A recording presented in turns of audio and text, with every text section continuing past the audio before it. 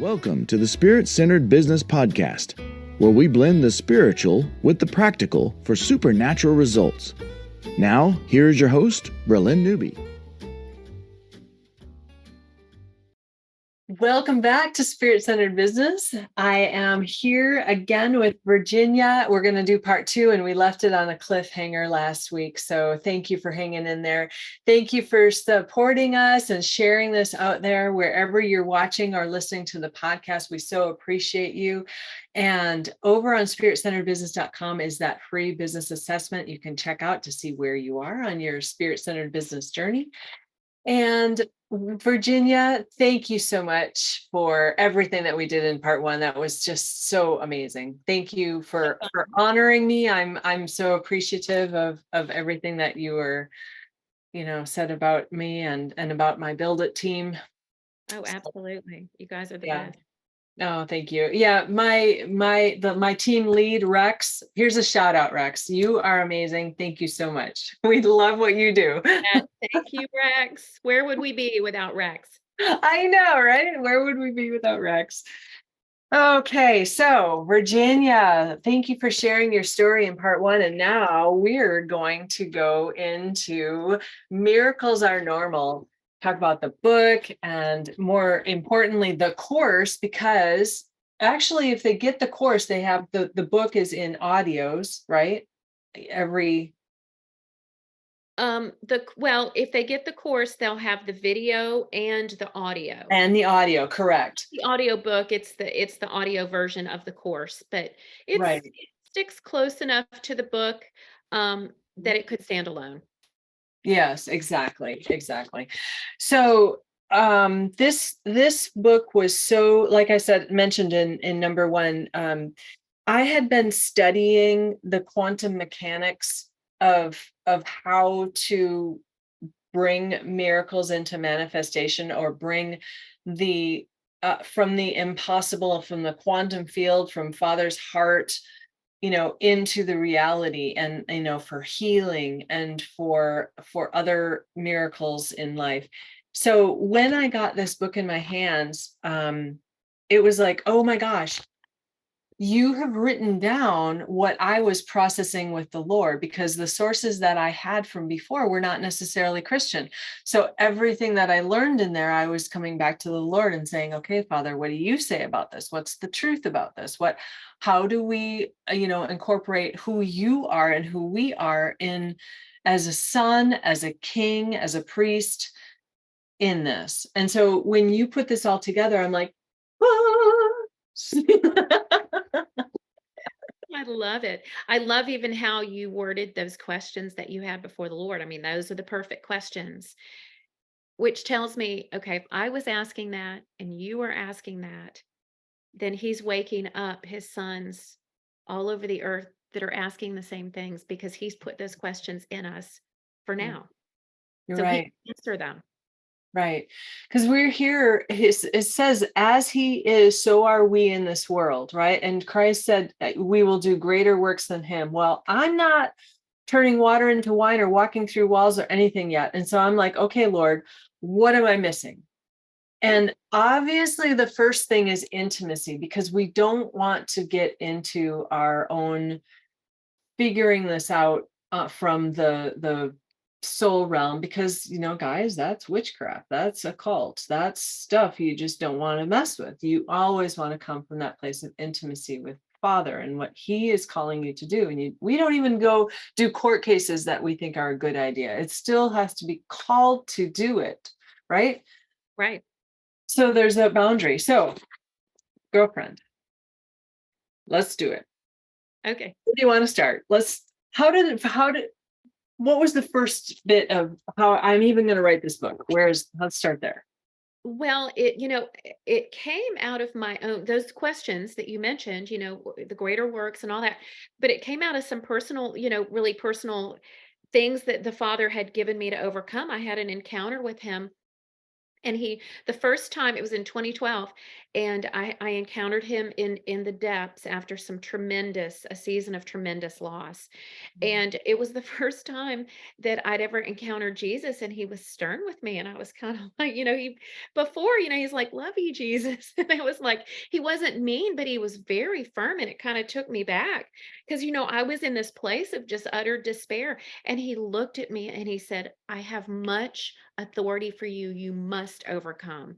Mm. I was kind of like, whoa, but I didn't understand what that meant. And, when I was walking through this season of loss, I remember just feeling just abandoned by him. Like in my head, I knew, he never leaves nor forsakes us, Fred. I knew he didn't, but I felt abandoned by him. And I remember this time. This was the strangest time. I remember I had gone back to Orlando. I was leading worship for this conference, and they called me up. I was walking up toward the platform, and I remember in my head saying, I wonder if God exists. Now, that makes for a very awkward moment. It kind of does. Yeah. Yes. It was so surreal, but I get up there and like I'm worshiping him and I'm sincere. I'm worshiping with him with all my heart. And his presence came and it was just the weirdest, like the season didn't make sense. And a couple of years later, the Lord says to me, he says, do you know why you doubted my existence? And when he asks you a question, it's like it's not because he, he needs to know, Right. where are you? God knew where he was. Right. He was like, he said, because the God that you knew before no longer existed. He said, the God that you knew before was the God of a baby, and I had become the God of a young man. And so that God, you were looking for me in that place, in that way, and that didn't exist anymore. So you felt that I didn't exist. You felt I had abandoned you. And he said, and then in another encounter that was kind of related to that, around that same time, he said, I stepped back so that you could grow into the fullness of our oneness, right? So I was feeling that distance, right? Because when I was 3, he tied my shoe or whatever, when I Sure. was 18 months, he put the bottle in my mouth, but he wasn't doing that anymore. I had to wake myself up for school or whatever. And so I felt that distance. And to me, it felt like abandonment because nobody likes weaning, right? We're fussy when we're being weaned, Right. but he was Mhm. pulling back. So and the way he said it was so brilliant. And really, you summed it up, Bralynn, when you were talking about our intimacy with him. It really goes beyond even intimacy, it's oneness. The Bible says we became one spirit with him at salvation. We don't even understand that. We don't even know how to quantify being one with the God who created everything. But that's our reality if we're born again. And so he stepped back so that I could grow into the fullness of who I really already was. Right. So we have been saved, we are being saved, and we shall be, right? So it's already happened at salvation in our spirit. Our souls are growing to maturity in our bodies. Once that process works its way out, we will be walking through walls. We will be doing the greater things. It's the process of growth and maturity. I think in past seasons, the Lord did things for a baby church to show what's possible, and now he kind of almost pulls back a little bit because we have to grow into that reality and we have to learn to do it with them. And it's not that striving works, trying to earn it. It's not doing any. Jesus said, apart from me, you can do nothing. So it's not that, but it's that maturation that's an expansion of our oneness with him. And so the book, I think a lot of this book came out of my unanswered questions. I had all these questions, like the Lord had promised me all these things and, said all this stuff and in the word and personally. And not only was I not seeing it, it was like all this other stuff was happening and I'm supposed to be overcoming. I don't even know what that looks like. So a lot of this book came out of those questions that I had before him. And has he there weren't answers here. Nobody was talking about this. And I was tired of the pat answers, or people get kind of uncomfortable when you're asking these kind of hard questions. People get squirmy and they don't sometimes want to hear it, and Exactly. yeah. You're absolutely right. Yeah.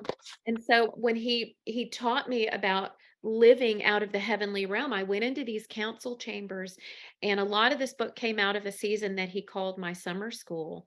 He was kind of getting me a little bit caught up.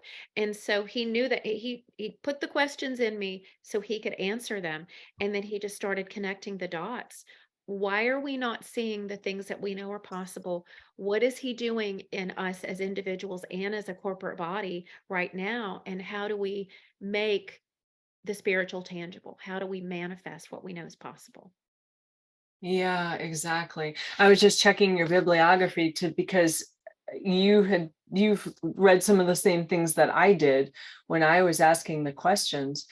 And this is another, we kind of talked a little bit about this in part one, about the world is pressing into these deeper mysteries and operating by the spiritual principles that are in place, regardless if we believe in gravity or not, it works, right? And so these principles are in place, but the world has grabbed them in ways that aren't the way that God intended, or they're accessing a power source that is not of God. And so this is why we as Christians need to get ahead of this thing. Well, we're already behind it, but we need to get on board with that the Lord is doing these things. This is the way he created the universe, and that he wants the sons to step up and mature, and he wants us to be kings. So that's another reason why we can't shy away from it, because this is our calling. If we're going to restore creation like he says we're going to do, and all of creation is groaning for the maturing of the sons, we need to step up and learn this stuff. So I'm so glad you wrote the book and created the course so that we can do this on a regular basis. Well, you're actually kind of tapping into my next book that I've already started, and I've got a teaching series on YouTube. It's called Restoring the Ancient Paths. But the premise behind it is, Lucifer doesn't create anything, Bralynn. Right. He's not creator, and the Lord has been showing me that the church wrong doctrine has made a Satan that is creator. And we've almost made him an anti-God, like, he's neck and neck, and he's not. He's a created being who's fallen. And the only thing the only job description that the scriptures give him is the thief that comes to steal, kill, and destroy. So he takes these principles, these laws that you're talking about, these natural and spiritual laws. Mhm. They're created for us, right? They're created for our pleasure and our advancing his kingdom, and to be a tangible display on earth as it is in heaven. It is created for his children. And so the enemy will take these things and use them. He'll pervert them and he'll use them for his own purposes. And then the church sees those things, because we're not hearing them talked about on Sunday morning, right? And so we Right. think, oh, that's new age, or that's a cult, and then we run even farther away, when in reality the world a lot of times is just putting, like you mentioned, the law of gravity. A lot of times the world is just putting language to something that God has created, or they're tapping into something that God has created. Jesus said that the children of this world are wiser than the children of light. And I think that that's what we have seen, because the religious system has kept us stunted and afraid. But that's changing. I think it's changed. And I think we're learning that God is the only creator, and that when we search both what he's Romans 1, he's spoken in nature of himself. And all these technologies, all these spiritual technologies, and these natural and spiritual laws, we can see in nature, and you can find them in the word in their purity. You see them in the coven, in the distorted, stolen, perverted, almost beyond recognition form. And in science, really. I love Dr. Aiko Horman. She says science is catching up with the Bible. And Yes. and so I do think that this is exactly what we're stepping into. I think so too. Yeah. And speaking of that, you see in the covens, let's see, where was I going to go with that? Because then you went into science, and I'm like, oh well, science was maligned by the church in the beginning too. Remember the whole even Galileo, Mhm. all of that stuff. Not to give a shout out to flat earthers, but We won't Let's not, go there today. let's not go there today. Not today. Maybe another show, right?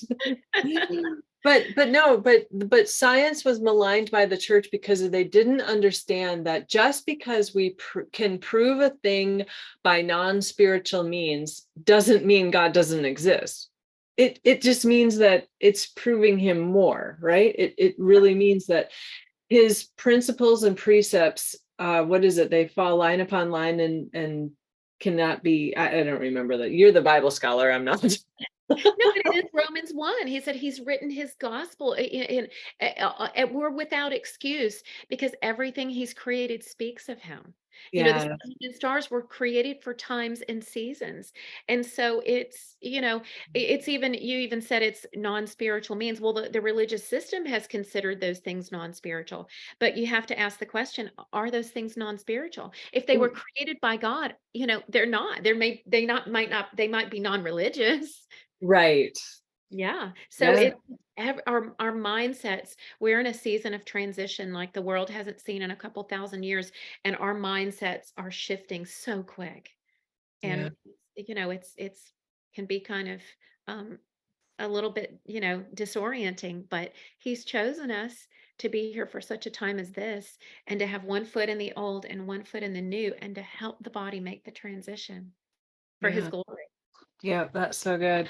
So, how much did you feel like you needed to back up the truck and ground things out in scripture and really write it for the people who didn't have the same revelation? Was That's my heart, and I Yeah. wanted to say from the very beginning.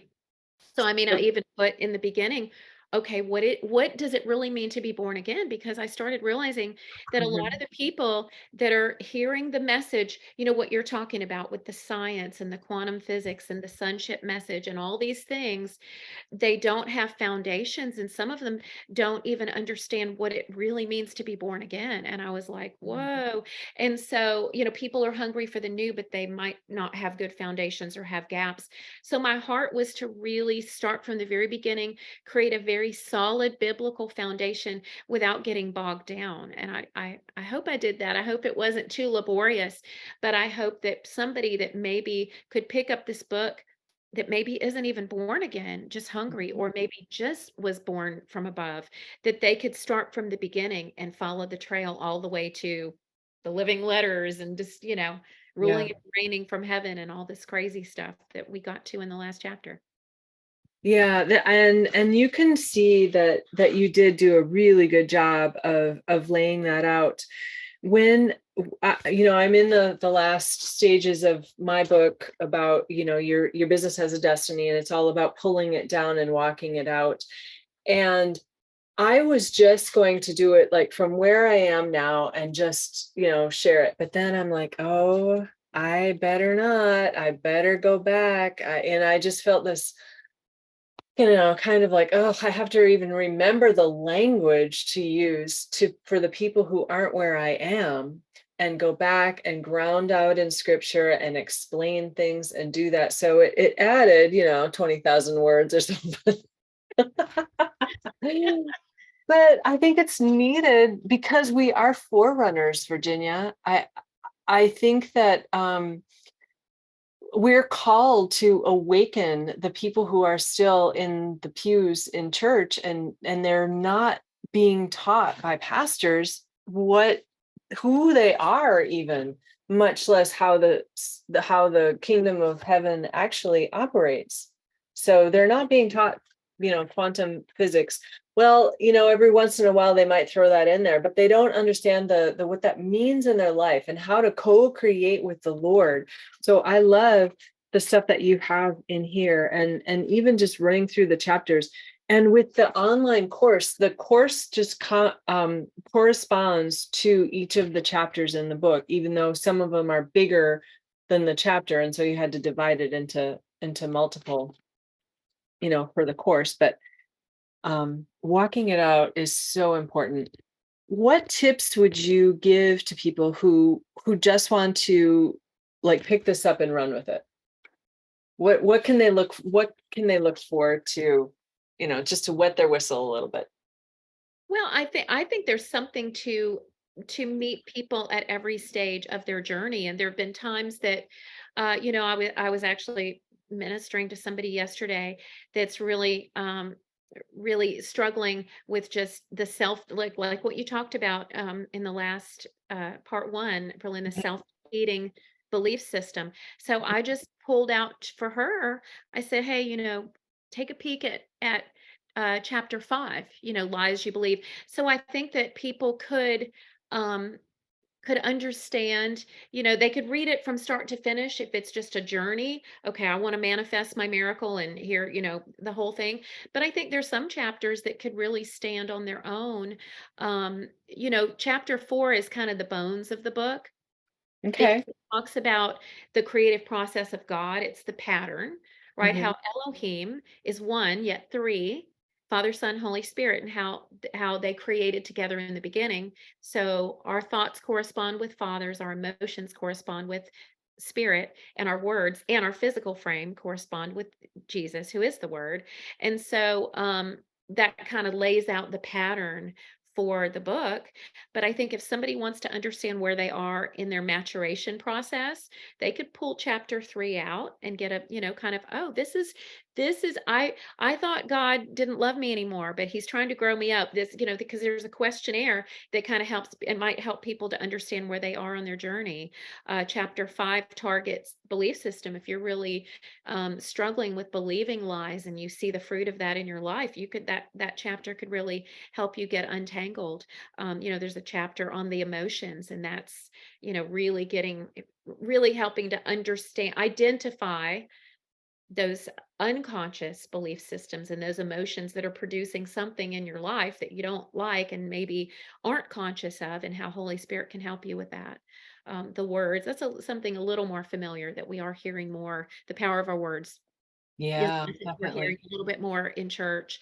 I wasn't planning on putting a chapter on faith in the book, but the Lord told me specifically to do it because I real as He's teaching me all this, I'm realizing, wow, it's not what I thought it was. So I think it's gonna kind of help people to understand it's not this working it up thing. It's a real substance, and it's easier than you might think. So I think there's little tidbits along the way um, that people could glean. And even the chapter on the will was not something I was originally going to put in the book, but I realized God gives almost ultimate power to the human will. So much so, it's when you really look at that in scripture, it's almost kind of uncomfortable.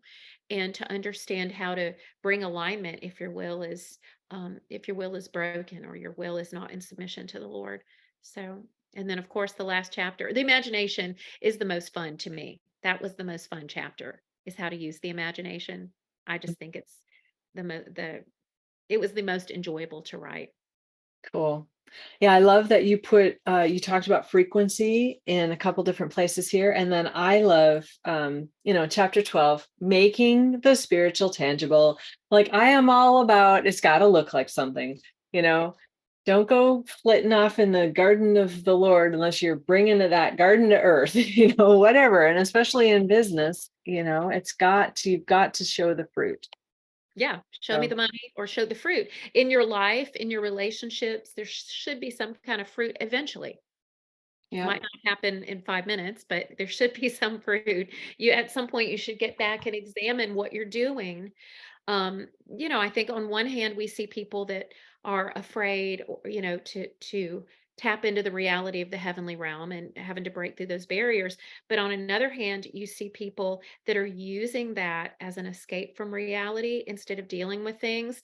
And Mm. so now, a few years ago, you weren't having to deal with this kind of stuff because not that many people in the body were doing it. But now you have a lot of ascension calls and a lot of people that are ascending and all this stuff.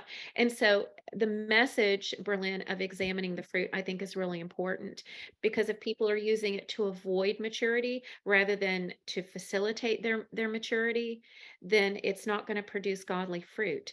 And at some point they should be surrounded by people that can say, hey, you've been doing this for this long, and this fruit in your life is not the fruit of the Spirit. So how about this? And to do that in love. So that's, yeah, that's a really important message for where we are on the journey right now.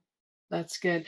And I just want to clarify, when she's talking about ascending, we talked to this a little bit in the first one. It's really changing your focus to stop seeing just what's around you in your 3D world, but look with the eyes of your heart, which is the imagination, as Paul said and Virginia said, to just focus on what's going on in the kingdom realm. Okay. And so I write a lot about this in my book, that sometimes gets shut down because as children, they sometimes see things from the second heaven. So they make an inner vow, oh, I'm not going to do that again. I don't want to look into the spirit realm because that was scary.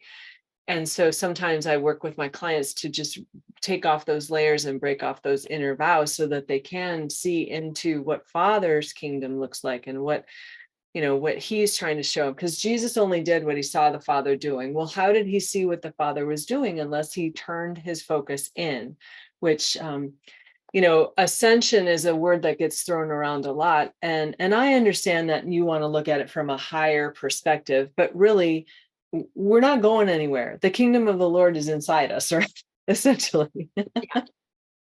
Right. And, most people don't leave their bodies. We know a couple people who taken their bodies with them, but we're not going on that conversation right now. Well, I think that is as our salvation, it works its way out. I think that's where this is going. I think this is where we're going. Exactly. Yeah, exactly. But don't be afraid of it right now. Just, so that, I just wanted to ground that word out, that ascension word, because that might scare people potentially. Yes. Or, yeah. It's not an accurate word. It can be a helpful visual aid at first, but we are seated with Christ in heavenly places. Yeah. We're not going, we're there. We're just learning to turn our awareness to it so that we can eat from its fruit. Yeah. And I love that you said that there's a difference from a few years ago when we were just starting to turn our focus into the heavenly realms versus now, because I just think of my own progression, because back then I wasn't trying to make on earth as it is in heaven. I was just trying to work out the process of, oh wow, this is good. I sanctify my imagination and let the Lord write holy across it and only see what he's doing and make sure I'm right there with Jesus. And to tell you the truth, I do that. I still do that now. I just make sure Jesus is right there with me. I don't want to go anywhere without him. Yeah. But I wasn't pulling it down because of the level of maturity. I wasn't there yet. I was just like a kid exploring, but as we mature, we have to start pulling that down and making it tangible. Got to look like something. Well, I think that's the natural process. Again, I heard that verse my whole life, work out your salvation with fear and trembling. And I always thought that was like, behave, whatever, I don't know. But it's when I realized it's already happened in us. And it works its way outward. And that's the process. We talked about in the last interview that we did in the last show, we talked about keeping that yes in our heart toward him always. Mm-hmm. As we stay yielded to him and let him bring correction if he needs to or whatever, that what's happened in us works its way out. It matures, it cleanses our soul, and it transforms our physical body, and then it changes the earth around us. It changes what's been given to us to steward, like Peter's shadow. And so it is that process of him working its way out, what's already been done. Yeah. You look at it that way, it's kind of like, okay, this is an organic process. It's just remaining yielded and removing things that are blocking that process from taking place. But if there's no blockages, then, a flower doesn't have to try to grow. It does what it was designed by God to do. And I think it's a similar thing. We were designed to mature in these things. Jesus was the picture of what a fully mature son looks like. And everything that he spoke happened because he could be trusted. I believe he was co-conscious of both realms all the time in unbroken awareness of his oneness with the Father, which is why he could pray in John 17 that we would be one as he and the Father are one. That's so good. That's available. I have a theological question for you. Oh no. Oh yeah, I know, right? And you don't have to answer if you don't want to, or when Jesus said when the Bible says Jesus went up to the mountain to pray, Do you think he really packed a lunch and went out and hiked a mountain? Well, he may have been on a literal physical mountain to just, for solitude, but I definitely don't believe that he was only on a in a physical mountain, because when you think about it, when he was tempted, it says that Lucifer showed him all the kingdoms of this world. You can't see that from any physical mountain. So that was a spiritual mountain. So he may have done both, but it wasn't Yeah. just that one for sure. Love that. That Thank was you. a I didn't mean to really put good you on the question. spot, but it's like one of those things like, did he just turn inward and, whatever. It might have been that agreement, on earth as it is in heaven. I mean, I could see he probably did need to go to a solitary place, Yeah. because the people were always wanting to just, I've be- actually never been to Israel, but from what I've heard is that the mountains just aren't that high. no, not like, Yeah. yeah. Yeah. So, but it would still take a while to hike up to the top and then hike back down or something. So it's not like, no, we don't If he need. if he hides. Yeah. Yeah. Who knows? Who knows? We'll ask him next time we meet with him. That's a great question. Well, he puts questions inside us so we can ask him because he wants to tell us. So Right. let us know Right. what he says. Yeah. If he tells you, So I'll let you know. I'll let you know. Um, I want to hear some of the stories of the people who've given you testimonies. I know we have some on the page. When you go to spiritcenteredbusiness.com/miracles, you'll see some of the testimonies that Virginia has gotten from the book. But tell me some stories about creating or co-creating miracles in your own life or that you've heard of from your peeps. well, one that I don't think made it on the landing page because it came later, but I do think that you saw it. I got from a missionary, and he did a pastor's conference and shared the revelation and some of the stuff from the book. And all these pastors, I think he said like 4 or 5 different pastors, got physical healing. And That's so amazing. they just stepped into it by simple childlike faith. That's so good. Yeah, and so that was just a more recent one that Yeah, I I love thought that. was really encouraging. So it's, and then of course that it was a regional pastors meeting, so all these pastors are taking it back to their churches and all over the world. We're just realizing what's possible. Right. Things are And possible. that's one of the reasons why, because her book has been so, how many countries has this been in? I have no idea. It's translated also into Spanish and into Russian. Um, but I really don't know how many, because it's on Yeah. Amazon, so Well, it it's all over the world. But this is one of the reasons why we created the affiliate program, because if a pastor wants to read the book, why not send people to do the course and make money that could support the ministry or them personally. It doesn't matter what you do with the money, right? But it's just throwing an idea out there that it could be a fundraiser to share this good news that you can co-create your miracles just by becoming an affiliate. And anyone who takes the course automatically becomes an affiliate. You just need to follow the instructions that will come in an email about how to make sure that you're sending out the right links that are tied back to you. So that's why we set this up, is to become like, we're not only obviously creating more wealth by sharing this, but it's like we're creating kingdom. We're literally transforming culture. If we could get more people creating miracles in their lives, could you imagine how much more territory we could take for the kingdom? You know? yeah. Well, Yeah. and there have been quite a few people already that I know, and maybe some that I don't know, that have used this for book clubs and Bible studies and things. So, Mhm. I think the video course will be helpful. Some people enjoy teaching it in the small group setting, but others might be nervous, or they might feel more comfortable with some chapters than others. So it could just, be a supplement. So That's that's, true. mhm. Yeah. Yeah, you could get a group together and just do a chapter a week through the online course, and that would be a really good way to kind of lock arms and pull those miracles down, because it's not about just reading it or watching the video. It's the doing bit. And that's why I love that you, even in the book, you've got activations to do. And I dog-eared all of the corners that has stuff for me to do, so I can go back immediately to them. Here, Bralynn, do this. And great. I see in the making the spiritual tangible, you've got like DNA cleansing prayer and communion are on part of the things to do, and worship. And there's action guides that are in the course, so that there's things to do between just watching the video or reading the book, which that's where the transformation happens, right, Yeah. Virginia? It's practicing, being a doer of the word. And, I mean, the book was just the answer to my questions, but it's still my classroom. It is my co-creation classroom in the spirit. So I'm still having to work. And like you said, until I'm walking through walls and, raising the dead on a regular basis and all that stuff is like breathing to me, then this is the manna that that I'm working until I'm seeing the manifestation of everything that I know the Lord died to give us. So Right.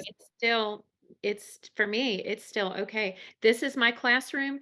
He told me exactly what to do in agreement with him and how this works. So, Love it. yeah. Love it. So go ahead over to spiritcenteredbusiness.com/miracles to join the course, become an affiliate, share the good news. Go to virginiakillingsworth.com to buy the book or all of her CDs we talked about in part 1. I don't want to, minimize going to your blog and the other stuff that you have on there. Oh, you know what we didn't mention in part 1, and in fact, I should probably just put it in the show notes, that people can actually watch All Things Restored, your Ecclesia group, on Sunday nights at 5 p.m. Eastern if they go to the Facebook group. Is that correct? Yes, that's correct. Okay, so they can watch it, and I've participated that way. The worship is a little bit dicey depending on how good your internet connection is. Maybe my internet connection wasn't always great because it doesn't stream, right? Yeah, we're in a temporary facility, so we're kind of hobbling along right now, as No, far it's as all good. the technology and stuff. But hopefully soon we'll be able to be in our own place and we'll be able to nail that a little better. So Yeah, it's all good. we're working that part. It's all good. But then the teaching then that comes after the worship is always good. And then you can always go catch the replays again. If you can't do it live with them on Sundays at 5 p.m. Eastern, you can go catch the replays over there on YouTube. Do you have them attached on the website as well? All Things Restored website? Do you have You the No, now you can go on the allthingsrestored.org website and you can access the live stream on Vimeo live. Okay. But then to catch the replay, you can catch the whole thing on Facebook. Our Facebook page is All Things Restored. Also, what we've started doing the last few months, Connie's been doing this, is editing just the teaching out and then posting that on All Things Restored's YouTube channel. So then you don't have to worry Oh, about past that. We've just started doing that. So that takes some of the work out of it and it's just the teaching. okay. Yeah. All right. Well, shout out to Connie. Thank you, Connie, for handling that. You're awesome. Best. Okay. All right. So I think, is there anything else that's on your heart to share? Or anything that's Holy Spirit's saying you need to say this? The only thing is just and we know this, but for us to really know it, it really is the Father's good pleasure to give us the kingdom. Mm, Really does want us, not, it's not always easy, and that's unto our overcoming, right? Working those spiritual muscles. But he wants us to enjoy the fullness of the glories of the heavenly realm and to be able to turn our attention to that place that we can know him more experientially. And I think just whatever, wherever you are on your process, just to be faithful, don't compare. You've heard Bralynn and I talk about these different encounters. And if you're not seeing in the spirit, or you don't think you are, sometimes you are, and you're just not recognizing it because you think you're expecting something that that you're comparing to somebody else. But just to keep saying yes to him, and know that it is his pleasure to give you the kingdom, and to let him get you from here to there, and he will, because he loves you. He does love you. Yeah. And of course, I would be happy to do any healing or activation sessions with you if you do need help seeing or hearing or understanding what's going on, or pulling it down, or any of that kind of stuff. It's not about me. It's really about Virginia, though. So we No, definitely. that's so good, because Berlin is so good with just removing, the blockages in our souls are so familiar to us. Sometimes we can't see that. You don't know what you don't know. And so she's very skilled at coming in from the outside, and so gently just helping to remove those blockages. And Berlin, I've experienced this multiple times. People that had trouble hearing from the Father, because they had an abusive natural father, and they built Yes. walls that were keeping out those words, and they didn't realize it, but those walls were still in place, and were keeping their heavenly Father out. And so, somebody with skill and sensitivity, like you, Berlin, you just remove those little things, and make those little tweaks, and people just take off. Thank you. Yeah, it's important because God loves you guys so much. He loves all of you, each and every one of you. And he doesn't love us all the same. He loves us uniquely because he loves us for who he created us to be. Right?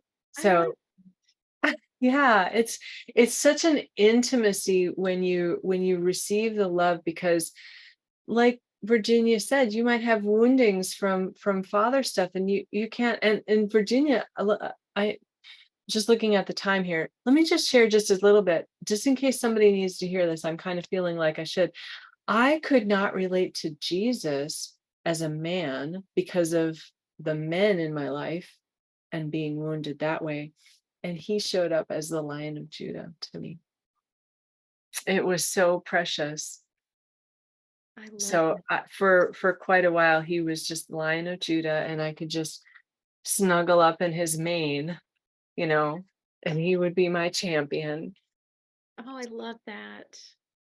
Yeah, it was a precious time in my life, and I certainly needed it. So whatever you guys need, don't let the things that you're afraid of stand in the way of intimacy with any of the Godhead. So And reach out. right, yeah, and don't be afraid of being deceived. That's something a lot of people are afraid of, but fear Yeah. of deception is deception. So we should have a healthy fear of not walking in presumption, right? But if we're yielded, and we're asking, and we're saying, "Father, is this you?" Then just rest, and he won't let us be deceived. Bill Johnson said it something to this effect. I don't know if I'm quoting exactly. He said people they have more faith in the devil's ability to deceive you than they have faith for the Lord to protect you. Wow. Yeah, I'm like, oh, that kind of just relieves some pressure, right? Yes. Yes. I Yeah. love that. Yep. All right. One last time, virginiakillingsworth.com to go grab the book or her CDs, and spiritcenteredbusiness.com/miracles if you want to take the whole course and get the immersive experience of actually walking it out. All right. Thank you so much, Virginia. This is great. I can't wait to see you. We're going to see you in about a month-ish. Yes. So Excited. We love it when you're here with us. When you thank you. Yes, we love what you bring. Thank you so much. All right. Yeah. Big shout out to the All Things Restored family. All right, you guys. We will see you next time. Until then, stay spirit centered. Peace out. Hey there, SCB peeps. I want to give a huge shout out and deep appreciation and thanks to Candace Benton. She has become a super sponsor for the Spirit Centered Business Show. So I would appreciate you helping me in sending blessings and abundance back to her. Thank you so much, Candace, and you are well loved. Thank you for listening to Spirit Centered Business with Bralynn Newby. Be sure to like, subscribe, and share with your friends. The next stage of doing business by being spirit-centered is coming together in collaboration, working with spiritual principles, and knowing our destiny. Join our tribe at spiritcenteredbusiness.com, and we'll catch you on the next broadcast. Peace out.